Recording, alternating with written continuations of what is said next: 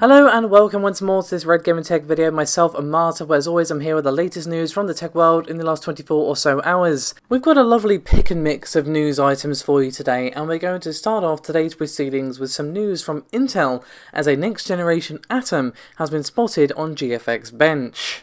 So, for those of you who are not in the know, you most likely are aware of what Intel Atom is, but it's been a little while since we heard of it. It is mostly used in ultra low voltage microprocessors, so netbooks, notebooks, and other embedded applications. Now, it has been a few months at least since we last heard of it. Intel did say that we would be seeing a next-gen Atom core, which would be found in Lakefield as well as Snow Ridge. Now, of course, Lakefield is going to be their Foveros-based hybrid, which they discussed some time ago at CES. And as mentioned, it has now been spotted on GFX bench. So before I go any further, just want to say that this is thanks to Momomo on Twitter, and it was also tweeted by Fanless Tech, which is how I found it, so thank you to both of those guys. Momomo for tweeting it, and Fanless Tech for retweeting it, so I saw it. So, let's start things off with the first result, which is going to be for an Intel Celeron N4120 CPU with UHD graphics 600. As you can see, we have a wide gamut of tests here, and pretty much all of them actually ran, and you can see the results on screen for your very own perusal. However, there is more than just the Celeron that I just mentioned. We also have a Intel Pentium Silver N5030 CPU with UHD graphics, this time with 605.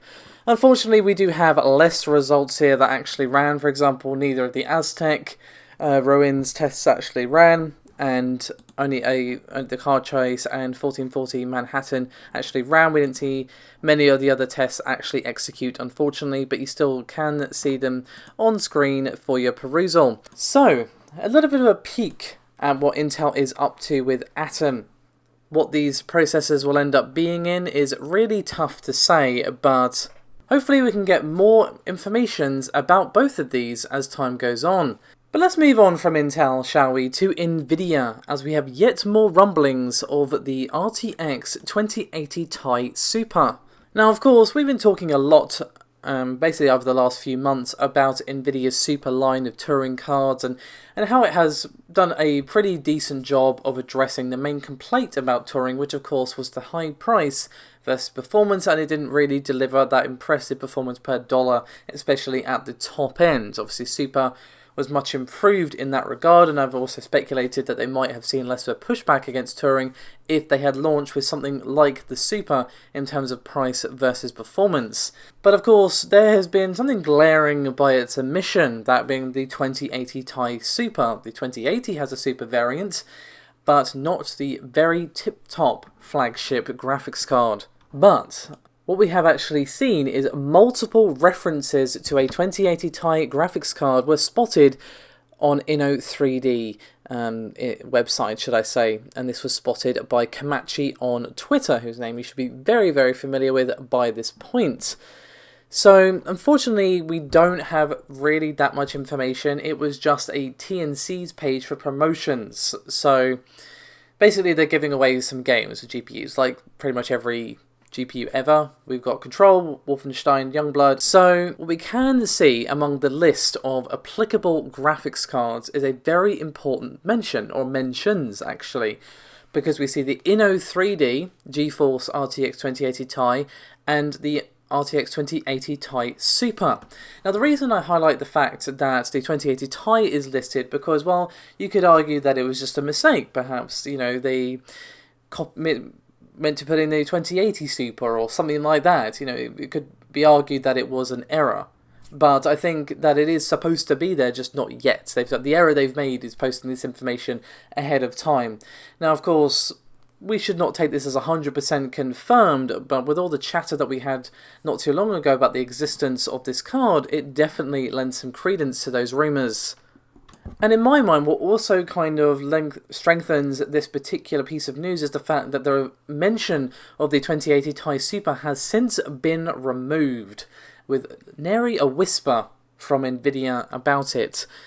So, of course, again, that doesn't confirm, because it might just be a mistake, and Nvidia was like, oh god, take that down because they'll think we're doing a super and we're not, or whatever you want to say. But I think it's more likely that INNO3D have just kind of dropped the bag a little bit here, and they have just listed something ahead of time, and we are going to be getting some sort of super variant for the 2080 Ti. How much of an improvement we see, what sort of price we see, when will it come out, all that sort of thing, obviously, unfortunately, is impossible to say. Now, Nvidia have denied the existence of a 2080 Ti Super in the past, but it could have just been they weren't ready to announce it yet, or they weren't working on it at the time, or they weren't sure if they were ever actually going to release it. You know, was it good enough for a release? Was it actually going to be any point? Was it going to end up cannibalizing any of the sort of more professional level cards? All that sort of stuff. So, while it should be taken into consideration, I don't think it outright debunks this idea, but this is kind of... It could be true, it's very plausible, but it could also just be a mistake. Do let me know your thoughts and opinions, guys, on this one. Do you think we're going to see a 2080 Ti Super? And if we do, would you consider buying it if you had the cash? But let's move on from Nvidia to a very, very interesting rumour when it comes to the PlayStation 5. So obviously, Sony has actually been fairly generous with the information about the next-gen console. Obviously, we know it's coming out in holiday 2020. We know a fair bit about the specifications. We obviously don't know what it's going to look like or how much it's going to cost or any of that information, but we do know a fair bit considering it's not even out until next year. One of the other things they have confirmed, of course, is the fact that it will have backwards compatibility with the PS4, which is great. Definitely a thumbs up from me for that. But a new report has surfaced which basically says that this is actually going to extend beyond the PS4. So, if this report is true, this means that the PS5 will be able to play PS1, PS2, and PS3 games as well. Now this is really, really interesting. But before I get into my speculation, let's talk about the source of this rumour, because that's important.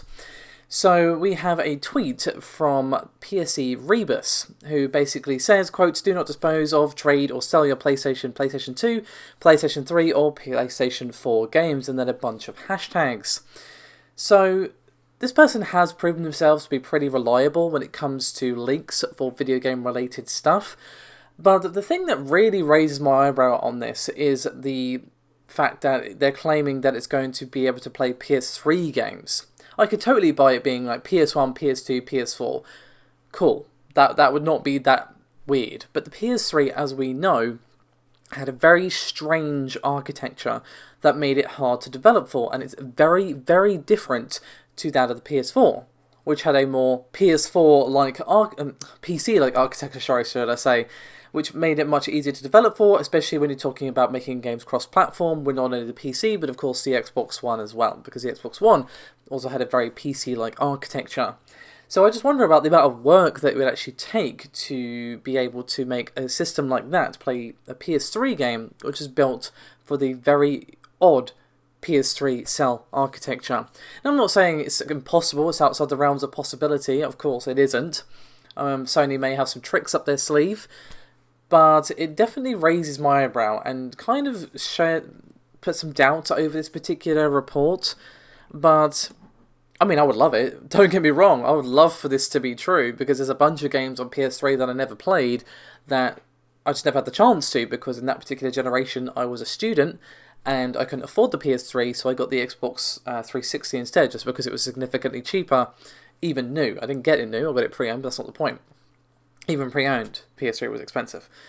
So I missed out on a bunch of PS3 only games, like for example Demon's Souls I've never played. I've seen it all over Twitch, especially lately, but I've never actually played it myself. And I'm sure there's a bunch of other games that I've missed out on as well. So I'll be very curious to see how accurate this is. And also you'd have to wonder about the whole thing of PlayStation Now, because obviously Sony has that system on the PS4. They may well keep it for PS4 users, but obviously if they have complete backwards compatibility, they can't really carry that over to the PlayStation 5. So that also potentially would put a spanner in the works as well. Again, I would not be surprised at all to see PS1, PS2, PS4, or even just PS4, because obviously we had that confirmed. PS3, again, I don't know. I would love it. I'm just not sure if we'll see that or not, to be honest, because we don't know what Sony have been up to. We don't know how the backwards compatibility would even work if this is true. But it'd be interesting if it is accurate information, and it would be wonderful. I've got so many PS2 games just sitting there that I haven't played in years because I still have my PS2, but the disk drive is not feeling so hot. Anyway, let me know your thoughts, guys. Do you think we'll see this? And if we do, would you actually use the PS3 backwards compatibility? I'd love to hear your thoughts and opinions. As always, your support is highly appreciated. Thank you so much for watching. As always, do remember to like and subscribe if you haven't done so already. Just help out a great deal, and I'll see you next time. Bye bye.